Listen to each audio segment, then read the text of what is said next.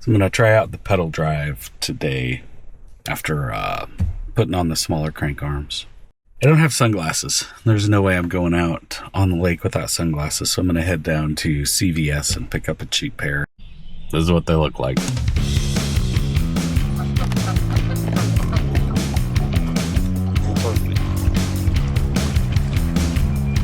Any luck so far?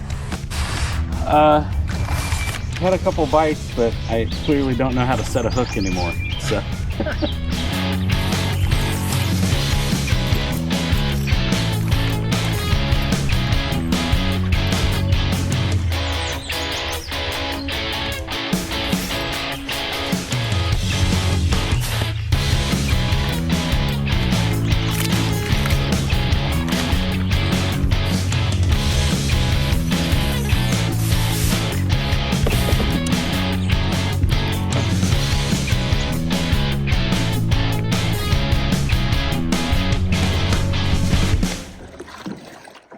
So this is a billion times better.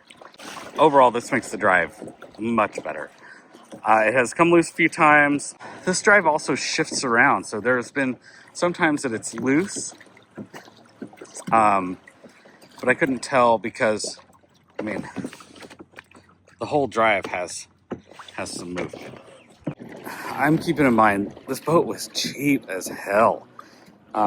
For a pedal drive, for a 12-foot pedal drive, it was super cheap. And it's fine. It's a fine boat, man.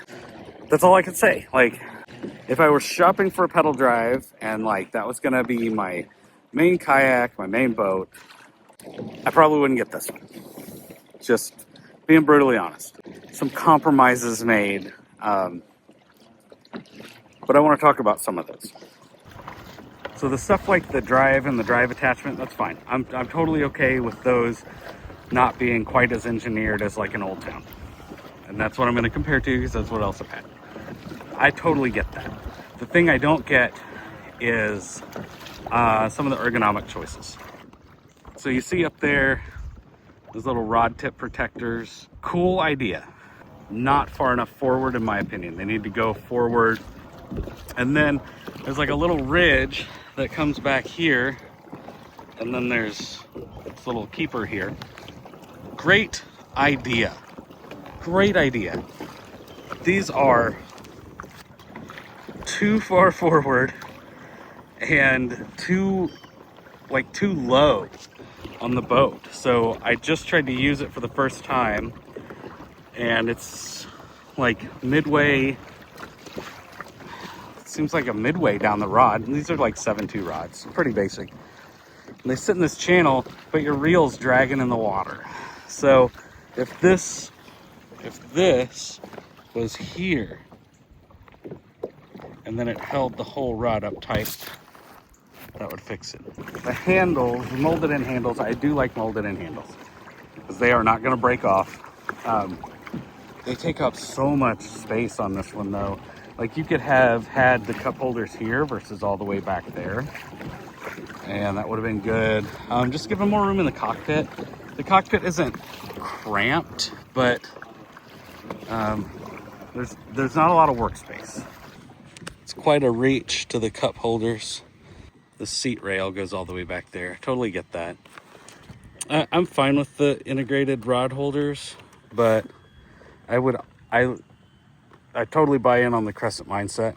I would give these up for Mighty mounts and then throw these on. I do want to point out, it's pretty choppy. I don't know what the wind is. I'll check that, but this boat doesn't care. We're cutting right through.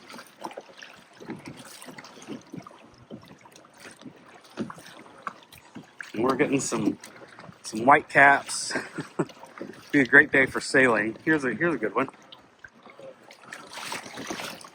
Little splash. Overall, just cuts right through. The hull is pretty good. I'm gonna say that. Like as far as the dynamics in the water, it's pretty good. But I have a caveat. It's pretty good with the rudder down. It's good and stable, and this Moken is really stable especially how narrow it is. But it does not track for shit without the rudder. I would say if you get this boat, even not the pedal drive, you have to add the rudder. Otherwise, you'll be frustrated that you're constantly adjusting. And quality-wise, it's good. It's definitely not as thick, or the resin doesn't feel as nice as an Old Town or a Crescent. But it's plenty thick. It's plenty sturdy. Like, I don't have any worries about that. So I'm moving at a decent clip, and my pedal cadence is very relaxed. And I'm going just under 3 miles an hour into a 10-mile-an-hour headwind with 19-mile-an-hour gusts. I ain't complaining.